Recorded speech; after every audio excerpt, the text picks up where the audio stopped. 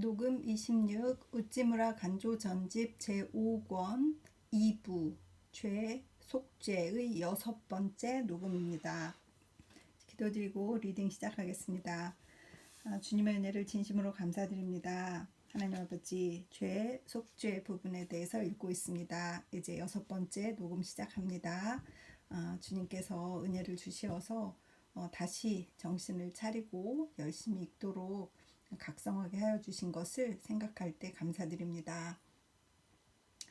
지치지 않게 해주시옵시고 게으르지 않게 해주시옵시고 꾀나지 않게 해주시옵소서. 이 일을 하는 이 먼지 같은 노력이 다 우찌무라 간조 선생님이 평생을 거쳐서 쓰신 글을 그저 시간을 내어서 읽을 뿐인데 그것도 힘들다고 불평을 늘어놓는 이런 어리석은 성도입니다. 주님 용서해 주시옵시고 변명하지 않고 맡은 일을 잘 해내는 자 되게 하여 주시옵시고 리딩을 듣는 한 분이라도 있어서 그들이 그분이 은혜를 받을 수 있다면 더욱 좋을 것이고 그렇지 않다고 하더라도 저 자신이 은혜를 받는 것에 대해서 이미 만족하게 감사하고 있습니다. 주님 끝까지 잘 읽어낼 수 있도록 인도하여 주시옵소서. 감사드리며 우리 주 그리스도 예수님 이름 받들어 기도드렸사옵나이다. 아멘. 자, 오늘은 죄의 용서 1번으로 시작합니다. 두 번 정도 녹음하면 또 2부가 끝날 것 같아서 또 기분이 좀 좋네요. 꾀가 났을 때는 꾀가 났는데 또 기분이 좋고 그렇습니다. 읽겠습니다. 죄의 용서 1번. 어떻게 해서 내 죄를 처치할까? 어떻게 하여 하나님과 의로운 관계에 들어갈 수 있나? 인생에 이보다 더한 문제는 없다. 남녀노소를 막론하고 누구에게나 그 생애의 근본 문제는 이것이다. 이 문제가 해결되었을 때 인생 문제가 해결되었다고 말할 수가 있다. 그래서 하나님은 우리에게 율법을 주시어 우리로 하여금 죄의 감각을 일으키게 하시고 또 동시에 죄가 처치될 방법까지도 제공하신 것이다. 이것을 보여주는 것이 곧 레위기다. 구약 성서는 하나님의 의를 말하며 죄의 용서는 가르치지 않는다고 말하지 말라. 죄의 죄된 것을 우리에게 가르치는 구약 성서 그 자체가 동시에 또 죄가 어떻게 제거되는가를 가르치는 것이다. 복음은 신약에도 있고 또 구약에도 있다. 시편 중의 많은 시는 벌집에서 떨어지는 꿀보다도 더 달콤한 하나님의 사랑을 전했고 레위기는 분명히 죄가 속량되는 길을 미리 보여주고 있다. 그뿐 아니라 레위기를 자세히 읽어보면 죄의 속량에 대한 교훈이 먼저이며 괄호 열고 처음 5장 괄호 닫고 죄 자체의 지적은 나중이다. 먼저 속죄의 길이 예비되어 있고 그런 후에 죄의 힐책이 있다. 먼저 예수 그리스도의 십자가가 세워지고 그 후에 죄의 자각을 재촉한다.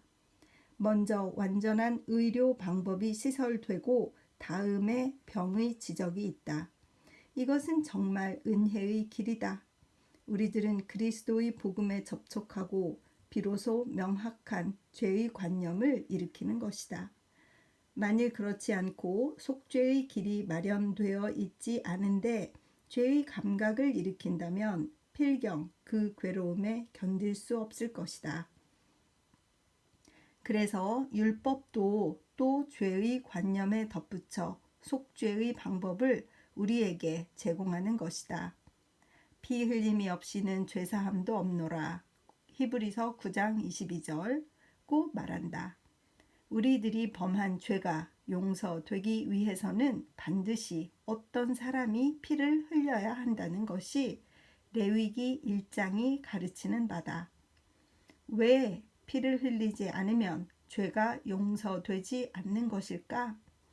왜 하나님은 우리들에게서 피를 요구하시는 것일까? 죄는 회개함으로 용서되어야 하지 않는가? 그런데 하나님은 우리들이 죄를 범했을 때, 특히 피를 가지고 그 대가를 치를 때까지 이를 용서하지 않으신다는 것은 너무 가혹하다, 무자비하다. 인간조차 요구하지 않는 것을 하나님이 요구하는 것이다.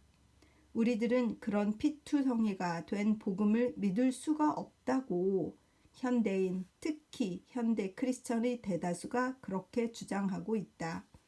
그러나 먼저 주의해야 할 것은 옛부터 죄에 관해서 깊은 경험을 한 사람은 모두 자기 회개만 가지고는 만족하지 못한다. 누군가가 나를 위해 나의 무서운 죄를 모두 지고 스스로 피를 흘려 나를 위해 고통을 받고 그래서 그와 내가 특별한 관계에 들어갔을 때 비로소 우리는 죄의 무거운 짐을 벗은 느낌을 갖는 것이다. 율법의 엄숙한 권위를 인정하고 죄가 죄된 것을 안 자에게는 죄는 참으로 견딜 수 없는 무거운 짐이다.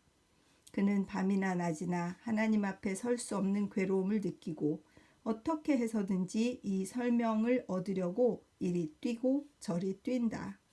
그럼에도 아무도 그를 위해 이를 풀이해 주지 않는다. 의사는 이를 내장 질환이라고 하고 목사는 이를 정신 상태의 이상이라고 말한다. 그러나 누가 알리오? 이때 그의 영혼의 근본 문제가 생긴 것이다. 이 문제를 해결하지 않고는 그는 더 살 수가 없는 것이다. 그러나 이미 같은 경험을 가졌던 사람에게서 암시를 얻고 자기 가슴속의 고민만을 바라보기를 그치고 고개를 들어 예수 그리스도의 십자가를 볼 때 무거운 짐은 그의 어깨에서 벗어지고 사람의 생각을 초월한 모든 평안이 그의 마음에 찾아든 것이다. 루터가 그렇고 번연이 그렇고 크롬웰이 그렇다. 하나님은 무엇 때문에 피를 요구하시는지를 모른다. 그러나 예수 그리스도가 나를 위해 피를 흘리심으로 해서 내 죄가 용서받았다는 것은 심령의 깊은 실험이다. 다시 문제 삼을 것은 죄는 과연 스스로 이것을 회개할 수 있느냐 없느냐이다. 나의 과거에 범한 죄를 회고하여 절실한 후회의 감정을 일으키는 것은 어쩌면 가능할 것이다. 그러나 그러므로 해서 이제부터 장차 전혀 새로운 생애에 들어가려고 해도 할 수 없다. 후회는 가능하다. 그러나 개선은 불가능이다. 우리들의 죄를 일소하고 새로운 거룩한 생애에 들어가기 위해서는 반드시 특별한 힘을 필요로 한다. 하나님의 기적적 조력 없이는 나의 생애를 일신하려고 하는 충분한 희망과 확신을 가질 수는 없다. 그러면 하나님은 무엇으로 우리에게 이 희망과 확신을 갖게 하시는 것인가? 어떤 사람은 하늘에서 내리는 사상이 있어 나는 하나님이 우리를 무한히 불쌍히 여기시는 것을 알고 마음속에 용기가 점점 차고 넘치는 것임을 느낀다고 말한다. 그러나 하나님의 사랑이 사상에 그치지 않고 사실임을 필요로 한다. 역사적 사실에 기초하지 않은 하나님의 사랑의 관념은 우리로 하여금 새로운 생애에 들어가게 하기에는 부족하다. 그리스도의 십자가를 가지고 한계의 상징 혹은 설명에 불과하다고 말하는 사람으로 하여금 시험 삼아 노방 전도를 하게 해보라. 모여드는 노동자, 부인들, 노인들의 마음을 움직일 수 있는 힘 있는 말이 과연 그의 입에서 나올 수 있을까? 십자가는 상징이 아니오 사실이다. 하나님의 외아들 예수 그리스도가 나의 죄를 지고 십자가 위에서 피를 흘리신 것은 의심할 수 없는 역사적 사실이다. 그래서 이 가장 큰 사실을 인정하고 이것을 믿을 때 비로소 참 회개는 내 마음에 일어나고 낡은 죄를 모조리 내어 버리고 이상에 맞는 새로운 생활을 실행하려고 하는 넘치는 희망과 확신을 갖게 되는 것이다. 그 설명은 아무도 제공할 수가 없다. 마치 물은 왜 투명한 유동체인가? 아무도 이것을 설명할 수 없는 것과 같다. 그러나 설명 여하는 어떻든 사실은 무엇보다도 확실하다. 그리스도의 십자가가 우리들의 죄를 속량하는 것이다. 십자가에 의해 심각한 죄의 자각을 일으키고 십자가에 의해 진정한 회개가 일어나고 십자가에 의해 진정한 환희와 희망이 생긴다. 그리스도가 십자가에 달려 우리들을 위해 그 귀한 피를 흘리신 일이 우리 모두의 구원이 된 것이다. 이것은 사실 중의 가장 큰 사실이다. 혹은 이 복음을 평하여 너무 피 비린내가 난다고 한다. 그러나 어찌하랴. 이 사실을 제외하고는 아무데도 하나님의 사랑을 증명하는 것이 없는 것을 어떤 사람이 시골 전도사를 시험하여 하나님의 사랑을 말하고 더욱이 십자가를 일종의 상징에 지나지 않는다고 말했을 때 청중의 한 사람이 묻기를 그렇다면 하나님 자신은 사람의 죄를 위해 아무 노력도 안 하셨느냐? 고 했다. 참으로 사랑은 사상적이 아니라 사실적일 것을 요한다. 가난에 허덕이는 자에게 부자가 말로만 동정해야 아무 위안도 되지 못한다. 다만 누군가가 와서 자기가 땀 흘려 번 돈으로 그의 빚을 갚아주는 사람이 있어야 그 가난한 사람의 가슴 속에는 비로소 말할 수 없는 감사가 우러나는 것이다. 최근 도쿄 교회에서 개울에 빠진 한 아이를 구하려다가 오히려 자기가 익사해버리고 말았다는 초등학교 교사 모 씨의 행동은 전국의 인심을 움직였다. 그 까닭은 무엇인가? 오로지 그의 동정이 자기의 생명을 아끼지 않은 사실적인 것이기 때문이 아닌가? 우주 만물의 조물주이신 하나님의 마음에는 우리가 헤아릴 수 없는 넓고 넓은 사랑이 있다. 그래서 하나님은 놀라운 방법에 의해 이 사랑을 실현하시는 것이다.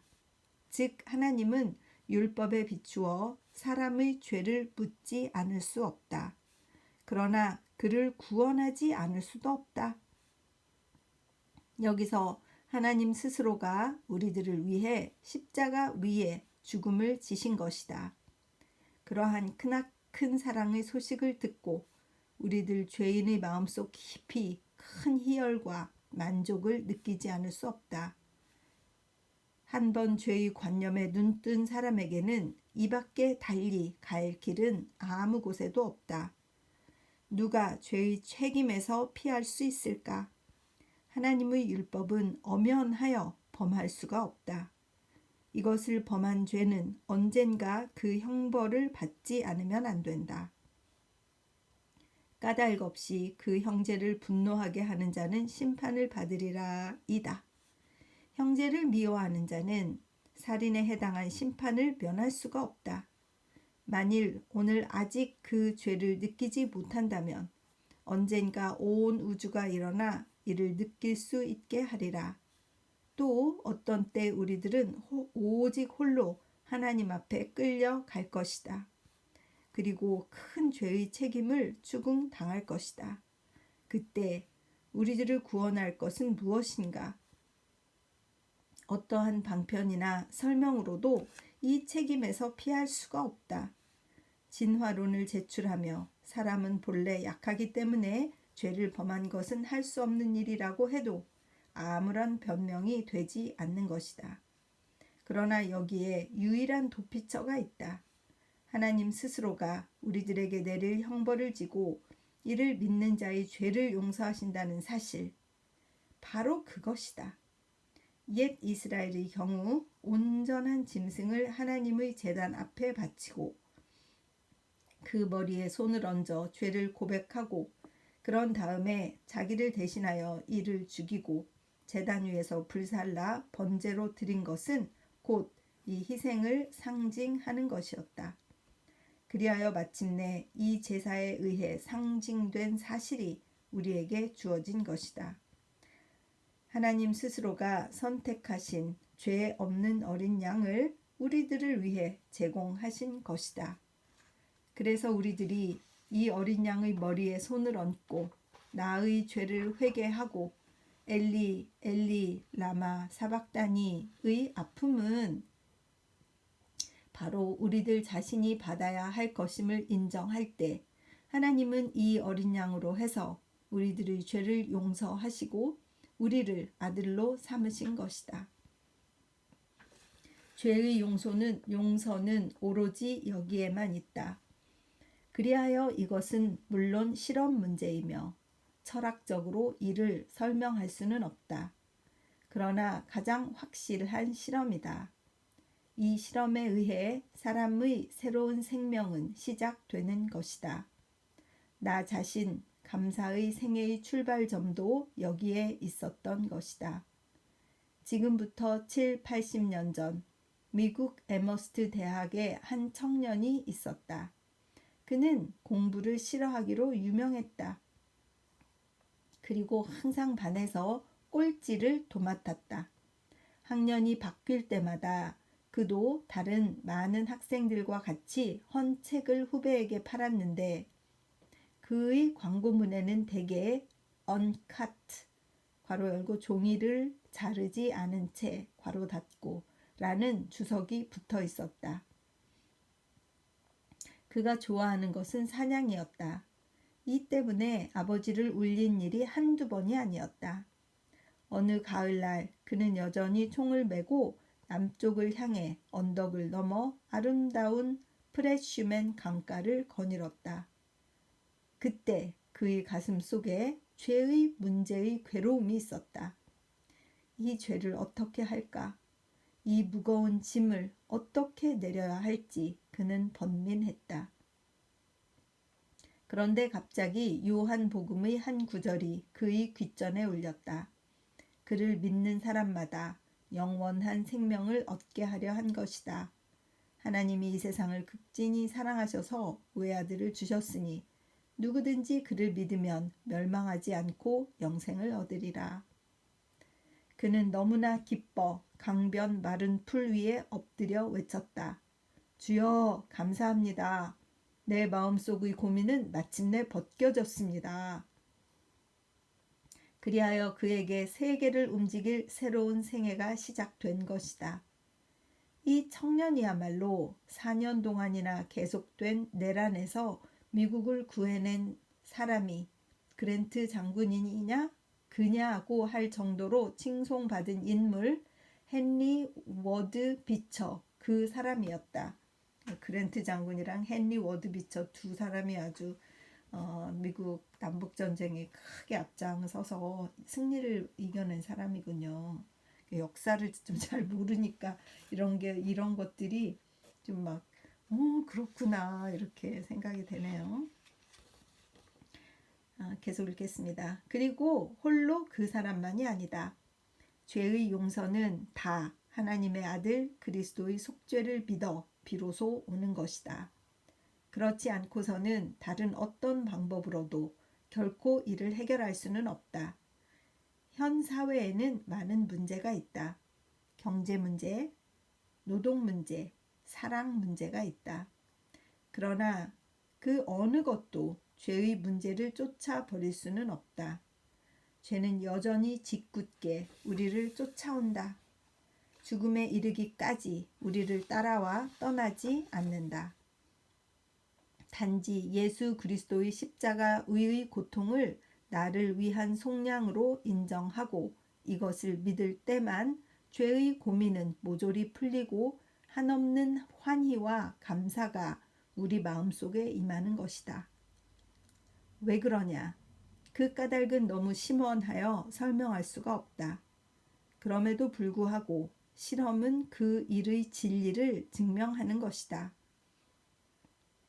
죄의 문제에 대해 괴로워하지 않는 이 세상의 철학자나 사회 계량가들은 이를 부인할 것이다. 그러나 비처처럼 죄에 관한 심각한 고민을 경험한 사람은 누구나 십자가의 그리스도를 우러러 보고 할렐루야, 아멘 하고 소리를 높이지 않을 수 없는 것이다. 진정한 크리스천은 모두 그 실험을 가지고 이 증명을 제공하는 것이다. 1920년 2월 성서지 연구. 죄를 용서하는 종교. 마가복음 2장 1절에서 12절, 로마서 6장 12절에서 14절. 이 두 성경 말씀을 참조해서 이 글을 쓰셨나 봐요. 사도신경에 우리는 죄의 용서를 믿는다고 했다. 이것은 대단히 믿기 어려운 조목이다. 죄의 용서란 죄의 삭제이다. 죄를 범한 일이 없었던 것처럼 취급당하는 일이다. 시편 103편 12절에 동이 서에서 먼 것 같이 우리의 죄과를 우리에게서 멀리 옮기셨으며. 그러한 일은 과연 있을 수 있는가? 우리는 의심하지 않을 수가 없다. 자연도 도덕도 그러한 일이 있을 수 없는 것을 보여준다. 사람은 죄를 범하고 영원히 그 결과를 떠날 수가 없다. 이것은 불교가 특히 역설하는 점이다. 업보라는 이것이다. 선악이 함께 몸에 감기어 이것을 뗄 수가 없다고 말하는 것이다. 그런데 기독교 신자는 대담하게 나는 죄의 용서를 믿는다고 말한다. 원시 불교와 원시 기독교의 근본적 상이는 여기에 있다.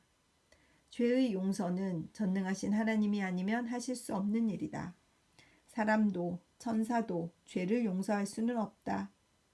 사람이 죄를 용서한다는 것은 잠시 이것을 잊었을 뿐이며 이를 없앤 것은 아니다. 조그만 자극을 받으면 금시 부활하는 것이다. 기독교에서 말하는 죄의 용서는 죄의 절멸이다. 죄를 십자가에 달아 이것을 죽인 일이다. 하나님이 죄라는 것을 완전히 그 마음속에서 철거하셨다는 일이다. 그리고 기독교 신자는 그런 의미에서 죄의 용서를 믿는다는 것이다. 놀라운, 가장 믿기 어려운 일이다. 그러나 이것은 사실이다. 하나님은 그리스도에게서 이 일을 이루신 것이다. 이것은 무슨 설이 아니다. 억지로 믿지 않으면 안 되는 신앙 조목이 아니다. 실험해서 얻을 수 있는 사실이다.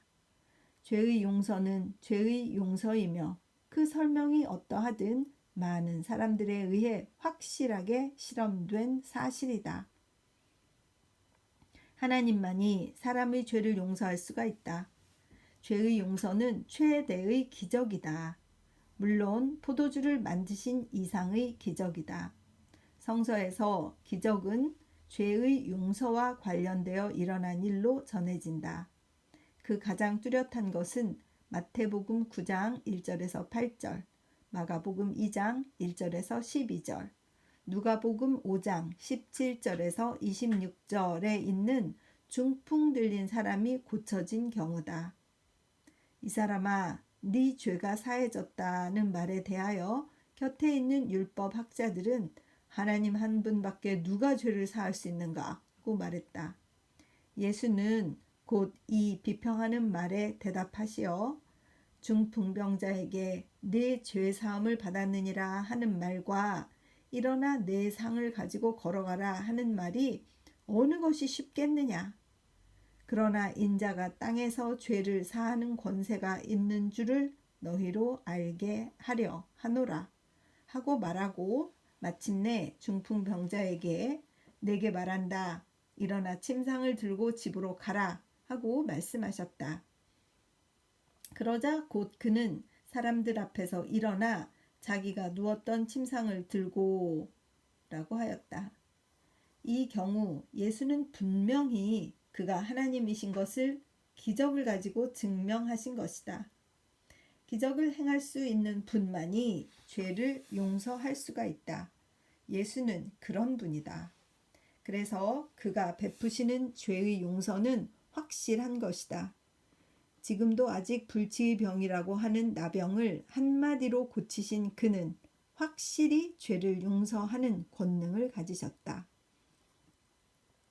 예수가 행하신 모든 기적은 그에게 이 권능이 있는 것을 증명하기 위한 것으로 보아 틀림이 없다.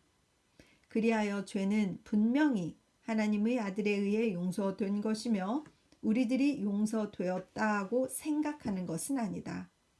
그리고 죄가 용서된 증거는 둘이 있다. 하나는 내적인 증명이며 다른 하나는 밖으로 나타나는 증거다. 주관적인 것과 객관적인 두 개의 증거가 있다. 그래서 첫째는 신자가 그 양심에 있어서 실험하는 사실이다.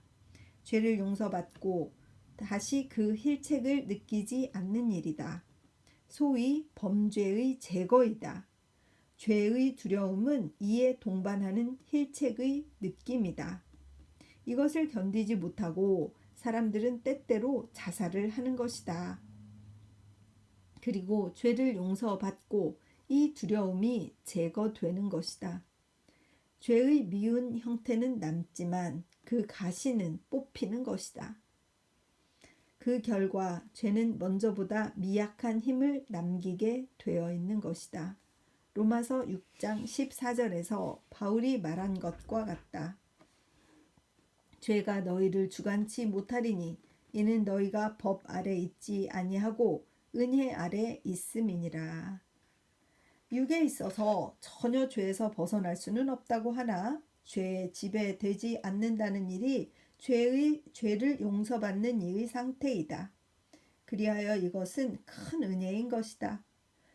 죄를 용서받은 둘째의 증거는 사람의 죄를 용서할 수 있는 일이다. 이 능력은 얻으려고 해도 얻을 수 없는 것이다. 사람이 자기에게 범한 죄를 완전히 용서하는 일만큼 어려운 일은 없다. 용서했다고 생각하는 것은 상상이며 다만 잠시 동안 이것을 잊고 있는데 지나지 않는다. 사람의 죄 가운데 복수의 관념만큼 강한 것은 없다. 우리는 다른 것은 할 수 있어도 원한을 완전히 잊을 수는 없다. 프랑스 사람이 독일 사람을 미워하는 마음, 독일 사람이 프랑스 사람을 원망하는 마음, 이것은 영원히 끊기 어려운 것이며 이것이 끊기지 않는 동안은 유럽의 평화는 있을 수 없고 세계 전쟁은 끊일 사이가 없는 것이다. 그러나 한번 하나님께 죄를 용서받으면 독일 사람이나 프랑스 사람이나 완전히 그 조상적부터의 원수조차 용서할 수가 있다. 사람이 그리스도의 구원에 참여한 유일한 증거는 여기에 있다. 즉, 사람이 죄를 용서할 수 있게 되어 원수를 형제처럼 사랑하게 되는 일이다. 1927년 10월 성서지 연구. 죄의 처분. 죄는 인정하지 않을 수가 없다. 그러나 이것을 응시하지는 말라. 죄를 인정하지 않고는 사람이 이것을 벗어날 수는 없다. 이것을 응시하면 거기에 사로잡히게 된다. 죄를 인정치 않고 그 속에서 죽는 사람이 많다. 죄를 응시하고 그것에 죽임을 당하는 사람이 적지 않다. 회개는 회한이 없는 구원에 이르게 하는 회개가 되지 않으면 안 된다. 죽음에 이르게 하는 회개여서는 안 된다. 고린도후서 7장 10절. 죄는 이를 인정치 않을 수 없다. 그래서 곧장 그리스도의 십자가를 응시하지 않을 수 없다. 그는 우리들의 죄를 십자가에 못 박아 버리셨다. 골로새서 2장 14절. 그리스도의 십자가를 쳐다볼 때 죄는 죄로 존재하지 않고 은혜로 화하여 우리들 마음속에 임한다. 그리스도의 십자가, 죄는 거기서 인정되고 처벌되고 용서되고 은혜로 화하였다. 우리들은 이것을 우러러보고 죄는 그 쓴 것을 벗어나 은혜의 달콤한 꿀로 변하여 우리를 기쁘게 한다. 천하의 죄를 만족하게 처분할 수 있는 것으로 그리스도의 십자가 같은 것은 없다. 1916년 4월 성서지 연구. 용서받을 때 죄는 죄를 죄라고 인정할 때 용서된다. 하나님이 죄에 대해서 내리시는 벌을 정당하다고 인정할 때 용서된다. 죄는 하나님을 원망하면 용서되지 않는다. 그의 사랑을 의심하면 용서되지 않는다. 의의 하나님의 의를 인정해야 용서된다. 하나님은 그 무한한 사랑을 가지고서도 죄를 죄라고 인정하지 않는 죄인을 용서할 수는 없다. 욥이 스스로의 무죄를 변명하고 있던 동안은 그에게서 고난이 떠나지 않았다. 그가 겸손히 여호와를 향해 내가 스스로 깨달을 수 없는 일을 말하였고 스스로 할 수 없고 헤아리기 어려운 일을 말하였나이다. 그러므로 내가 스스로 하나고 티끌과 재 가운데서 회개하나이다. 욥기 42장 3절에서 6절라고 말했을 때 여호와는 욥의 고난을 풀고 그를 원래대로 돌아가게 하셨다. 사람은 아무리 의로운 사람이라고 해도 하나님께 거역할 수는 없다. 스스로의 죄를 인정하고 하나님의 용서를 빌 따름이다. 나는 내 죄 때문에 벌을 받고 또 내 부모, 조상 또는 사회의 죄 때문에 벌을 받는다. 내가 하나님을 원망해서는 안 된다. 정당한 형벌로 이것을 감당해야 한다. 그래서 내게 이 참회하는 마음이 일어났을 때 하나님은 그 자비를 나타내시어 내 죄를 용서하고 내 마음에 기쁨의 기름을 부으신다. 1919년 10월 성서지 연구. 오늘은 이 부분 오늘 6번째 녹음은 여기까지 해야 될 것 같아요. 그 다음을 더 읽으려니까 좀 더 너무 길어질 것 같고 또 좀 앞에서 2개로 나누려니까 너무 또 짧고 이래서 시간들이 들쑥날쑥한 것을 용서해 주시기 바랍니다. 오늘은 여기까지 읽는 것이 양이 딱 맞는 것 같다는 생각이 들었습니다. 그래서 오늘 26번 녹음 6번째 죄와 속죄에 대해서 죄의 용서 부분에 대해서 잘 설명해 주시는 그 말씀을 읽었고 이 하나님의 구원의 확신이 사실적으로 우리에게서 나타나야 되지 그저 사상적으로나 우리의 생각으로 그치면 안 된다 하는 것에 좀 자극을 받는 것 같습니다. 특히 이 물에 대한 비유를 하셔서 우리는 뭐 수소가 2개, 산소가 하나면 물이 된다 이렇게 믿고 있고 뭐 수증기가 맺히고 이런 그 초등 과학을 공부하기는 했잖아요. 근데 이번에 여행을 가서도 보니까 그 물의 어마어마한 그 감동이라는 것은 무엇과 비교할 수가 없었고 그 물의 유용함, 물을 가지고 우리가 많은 것을 하지 않습니까? 그래서 물에 대해서 신기하다는 느낌을 아마 주부들은 다 받을 것 같아요. 물만 있으면 씻고 음식을 만들고 옷을 빨고 집안을 청소해서 가족을 다 돌보는데 물이 얼마나 큰 역할을 할까요? 근데 물이 있으니까 그게 확인이 되어 버리는 것이지 사실로 그렇지 않고 그냥 그 물이라는 게 있어. 물로 하면 돼. 이렇게 말로만 해서 사상으로만 있다면 전혀 쓸모가 없는 것이겠죠. 그래서 죄의 용서 부분도 그렇게 사실적으로 우리 하나님의 용서에 대해서 이렇게 이해하는 것이 참 중요하구나 그런 생각을 하게 되었습니다. 기도하겠습니다. 주님의 은혜를 감사드립니다. 죄의 용서의 부분에 대해서 우지무라 간주 선생님의 사상을 잘 이해할 수 있도록 주님께서 인도하여 주심을 감사드립니다. 우리는 부족하여서 방황하고 우리는 어떻게 생각을 정리해야 될지 또 우매하고 또 저 같은 사람은 또 이해하는 능력이 떨어져서 이런 것들을 딱딱 이해하는 것들이 부족하고 한데 사랑의 많으신 주님께서 인도하여 주시어서 이러한 깨달음이 있어서 이 영이 활발하게 이것들을 받아들이고 흡수하고 제 영이 더 힘을 얻도록 인도하여 주시옵소서.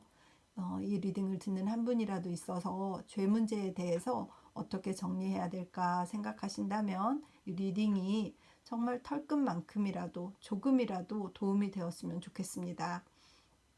평생을 바쳐서 우찌무라 간주 선생님이 이룩하신 이 성서지 연구의 논문들, 아티클들이 우리 지금 이 세상에도 널리 퍼져서 우리의 신앙이 견고해지고 가장 중요한 일을 들여다볼 수 있는 사람들이 되게 하여 주시옵소서. 감사드리며 고맙고 고마우신 우리 주 그리스도 예수님 이름 받들어 기도드렸사옵나이다. 아멘. 사랑하고 축복합니다.